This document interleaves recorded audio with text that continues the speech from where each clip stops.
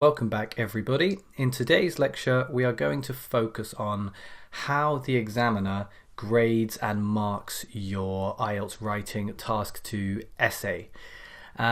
We are specifically looking at how a band 7 is graded, but if you are looking to achieve a band 6 or a band 8, it may be worthwhile going online and searching for the IELTS writing band descriptors, as that will make it clearer for you regarding what the examiners are looking for the specific bands. So, how to impress the IELTS examiner.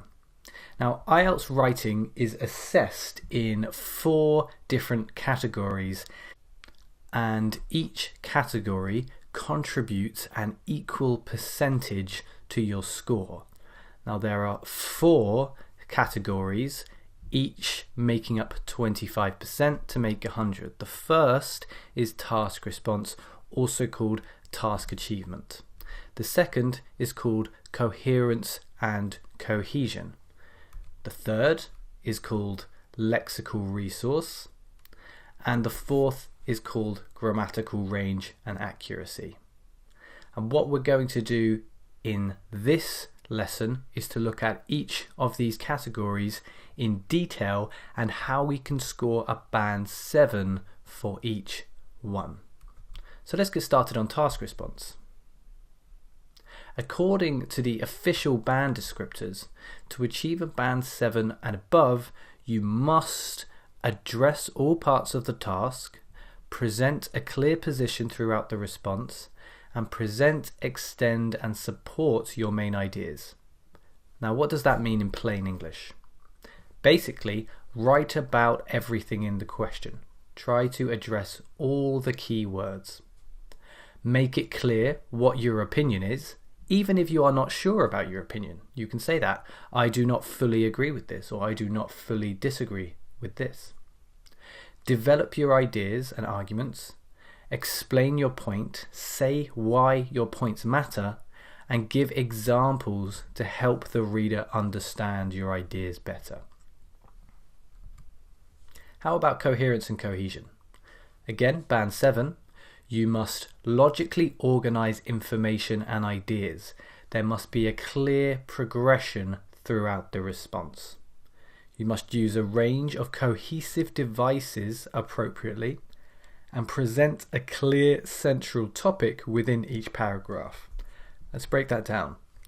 Your essay should be in a logical order. It should start with an introduction. If you're in a discussion question, you should start with the pros, move on to the cons, and then finish with a conclusion. It's different for different question types. We'll come on to that later. But this also applies to sentences within paragraphs. Always start with a topic sentence, for example. With cohesive devices, this essentially means link sentences and paragraphs and ideas with words like however, therefore, furthermore, in addition, in contrast, those sort of expressions. And one topic per paragraph. Stay focused on your idea. Try not to put in too many different ideas into a single paragraph. There should be one idea and it should be well developed. How about lexical resource? Now, what lexical resource means is basically vocabulary. So you need to use a sufficient range of vocabulary to allow some flexibility and precision. Use less common lexical items with some awareness of style and collocation. You may produce occasional errors in word choice, spelling, and word formation. Again, plain English here. Show a wide or flexible range of vocabulary. Essentially, use synonyms. Show your ability to paraphrase.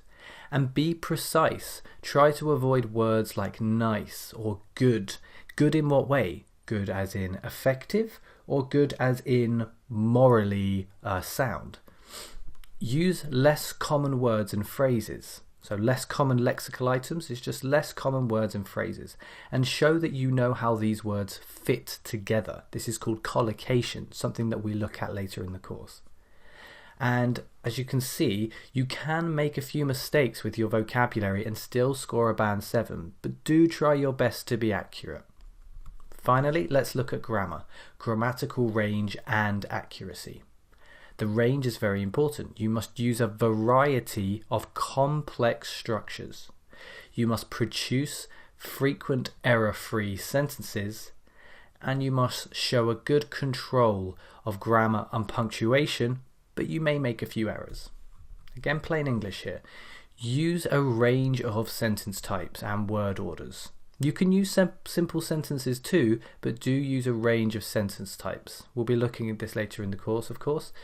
Avoid making mistakes in the majority of your sentences. You need to be producing a 50% or higher rate of sentence accuracy if you want to achieve a band 7.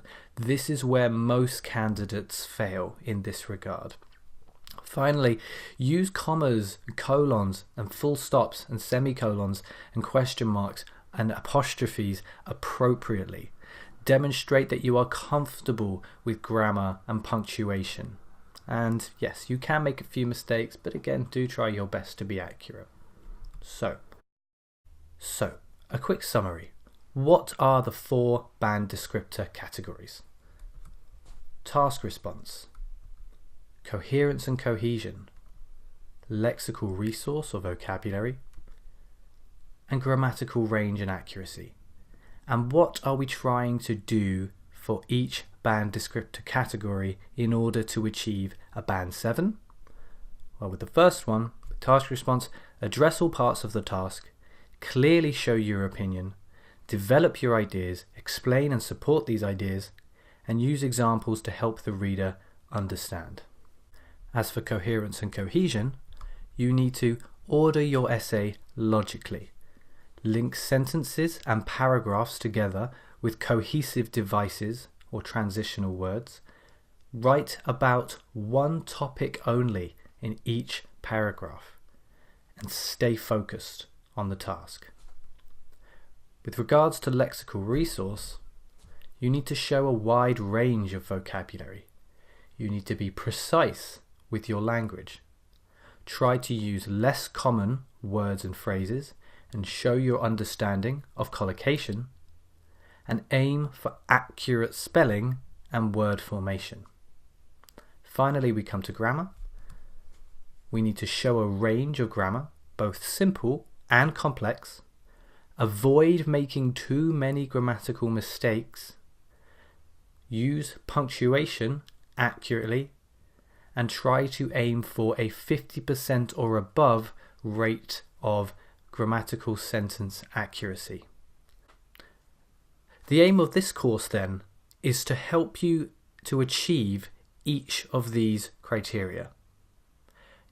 Many of the lessons in this course will be looking at individual criteria points. For example, how to paraphrase or how to use collocations.